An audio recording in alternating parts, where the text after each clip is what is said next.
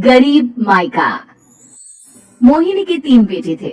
पति खूब अच्छा कमाता और बड़े घर की ऐश सब था मोहिनी के जीवन में।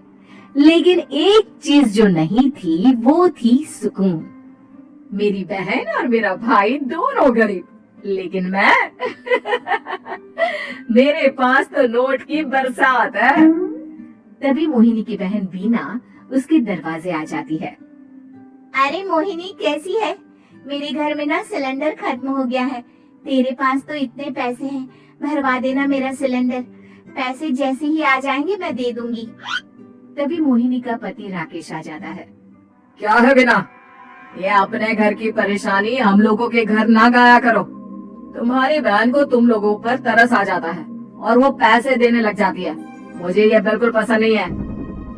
ओ जीजा जी, नहीं, मैं तो वो बस अच्छा, मैं चलती हूँ। बीना वहाँ से चली जाती है। उसके जाने के बाद अच्छा किया जो आपने सुना दिया।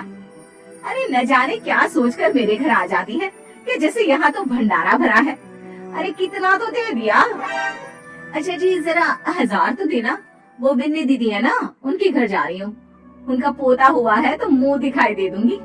हाँ, उन लोगों के आगे तो शो ऑफ किया करो। वो खुद को बड़ा अमीर शो करते हैं ना, दिखा दे कि तू भी किसी से कम नहीं है। हाँ जी, इसी के लिए तो जा रही हूँ। मोहिनी तैयार होकर अपनी बुआ की बेटी के घर जाती है, जहाँ उसके पोते का कार्यक्रम चल रहा होता है। वहाँ वीना भी आई होती है। अरे वीना, क्या जरूरत थी यहाँ आने की? तेरे घर पर गैस नहीं है तो वो भरा लेती। क्या करूँ मोहिनी, बुआ को बुरा लग जाता नहीं जाती तो। वैसे मेरे पास एक जोड़ा बच्चे का कपड़ा रखा था, वही अपनी चांदी के पायल के साथ देने जा रही हूँ। घर पर गैस थी नहीं, सोचा परिवार यहीं खाना खा लेगा, बाकी सुबह का सुबह देखा जाएगा। मोहिनी को बहन पर दया आ जाती है। वो पर्स से 1000 रुपए निकाल कर दे देती है। ले बिना, लेकिन पैसे वापस कर देना, तेरे जीजाजी हिसाब लेते हैं। मोहिनी भी क्या करती, गरीबी में बहन का सहारा ही उसके जीवन जीने का आधार था। फिर एक रोज, सुनिए, भाई के घर बेटी हुई है, मुझे माँ के पास जाना होगा। अरे उस घर में ना कूलर है ना एसी, कैसे रहोगी तुम? हाँ, वही सोच रही हूँ कि अकेली जाऊं, बच्चों को साथ ना ले जाऊं। चले जाओ, लेकिन ये जो तुम अपने गरीब परिवार से मिलने चली जाती हो ना, मुझे बिल्कुल अच्छा नहीं लगता। पता नहीं मैं भी कैसे मैनेज करती हूँ, लेकिन क्या करूँ। मोहिनी भाई भाभी के घर आती है। मोहिनी, कैसे आना हुआ? तू यहाँ हम लोगों के घर रह लेगी या फिर किसी होटल में रहेगी? क्या हो गया है माँ, मोहिनी को क्यों ऐसे बोल रहे हैं आप? अरे तू नहीं जानती अपनी ननद को, पैसे वाली है ना, तो ऐड कुछ ज्यादा ही है। मोहिनी को माँ की बात का बुरा नहीं लगता है, क्योंकि उसे पता ही नहीं चलता कि माँ उसे जली कटी सुना रही है। वो भाभी की बच्ची के साथ लेन देन करती है और वहाँ से चली जाती है। उसके जाने के बाद, माँ क्यों आप मोहिनी को इतनी सारी बातें सुनाती हो? भाई का बेटा बोल पड़ता है। माँ, क्योंकि दादी जानती है कि बुआ के अंदर घमंड है। सही बोल रहा है मोहन, बहू भले तुझे ना दिखता हो, लेकिन मुझे और मोहन को दिखता है कि वो कितनी घमंडी है। मोहिनी मायके आती है, जहाँ गरीबी के कारण चीजें कम होती हैं। इस मोहन के बच्चे को काम पर लगा दो ना, किसी दुकान या किसी होटल में, बर्तन धो लिया करेगा, कम से कम 4 पैसे और आएंगे घर में। देख मोहिनी, माना तेरे पास पैसा है, लेकिन तेरे भाई के दिन इतने भी बुरे नहीं चल रहे कि वो अपने बच्चे की पढ़ाई रुकवा कर उससे बर्तन धुलवाए।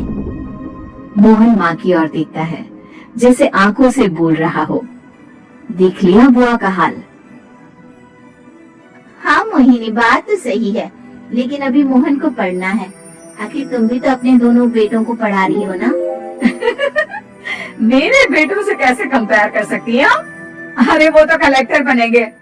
हाँ, कल को वो मोहन को नौकरी में रख लेंगे, क्यों? मोहिनी कुछ दिन और रहकर चली जाती है। धीरे धीरे दिन बीतता है। मोहन बड़ा होता है और कड़ी मेहनत से सफल भी हो जाता है। मोहिनी, माँ के जाने के बाद तो तुमने भाई भाभी के घर जाना छोड़ ही दिया, क्यों? वो क्या है ना, उन लोगों का घर छोटा है, मेरे बच्चे जाना ही नहीं चाहते।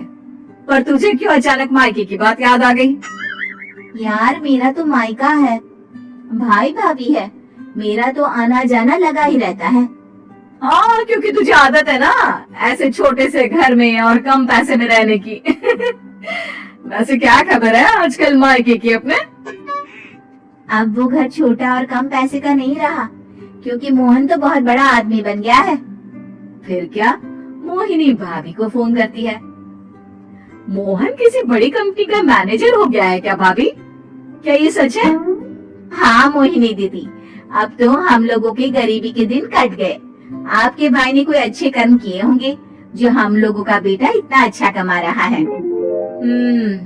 देख लो भाभी, पहले भी आपने कई गलतियां की थी, आप थोड़ा संभल कर चलना। भाभी को मोहिनी की बात समझ में नहीं आती कि वो क्या कहना चाहती है। फिर एक दिन वीना मोहिनी से कहती है, मोहिनी, हमारा भतीजा मोहन अच्छा कमा रहा है, क्यों ना मैं अपने बेटे की नौकरी के लिए उससे बात करूं? अरे बुआ का बेटा है, ये सोचकर मदद तो करेगा ना? हाँ हाँ, क्यों नहीं करेगा, उसके बुरे दिन में तो हम भी खड़े थे। मोहन को वीना फोन करती है और अपने बेटे की मदद करने की बात करती है। हाँ हाँ बुआ, क्यों नहीं, आप सिद्धार्थ को भेज दें, मैं अपनी ही कंपनी में उसकी नौकरी करवा देता हूँ। दिन बीतते हैं, अब वीना के हालात भी अच्छे हो जाते हैं। क्या बात है वीना, तूने भी कार ले ली, वो भी इतनी अच्छी? हाँ मोहिनी, अपने भतीजी के कारण तो हम लोगों के दिन अच्छे हो गए। उसने सिद्धार्थ की नौकरी लगवा दी है, वो भी शानदार। ठीक है, लेकिन पैसे ख्याल से खर्च करना। वो क्या है ना, पैसे आने आसान है लेकिन संभालने मुश्किल। मोहिनी घर पर अपने पति से बात करती है। देखो ना, सबके पास पैसे हैं, एक वक्त था जब मैं ही अमीर हुआ करती थी। लगता है कि ज्यादा दिन नहीं रह पाओगी, मेरी नौकरी को कुछ साल ही बचे हैं और तुम्हारे दोनों लड़के निकम्मे हैं। उन लोगों को बोलो ना कि नौकरी करें। तभी वहाँ मोहिनी के बेटे भी आ जाते हैं। अरे हमें क्या मोहन समझा है, जो दिन रात गधे की तरह काम करते रहे? खैर, दिन फिरते हैं और मोहिनी के पति की नौकरी भी खत्म हो जाती है। मोहिनी क्या करे, थोड़े से पैसे में गुजारा नहीं हो रहा है, तो क्या करे, मेरी समझ में कुछ नहीं आ रहा। मोहन को बोलो ना कि वो इन दोनों के लिए नौकरी देखे, जैसे सिद्धार्थ के लिए नौकरी देखी है। मोहिनी क्या कहती, उसे अपने वो दिन याद आ जाते हैं जब उसने भाभी से मोहन को नौकर बनने की सलाह दी थी। क्या हो गया, क्या सोच रही हो मोहिनी? यही कि वक्त कभी भी किसी का भी पलट सकता है, ऊपर वाले से डर कर रहना चाहिए।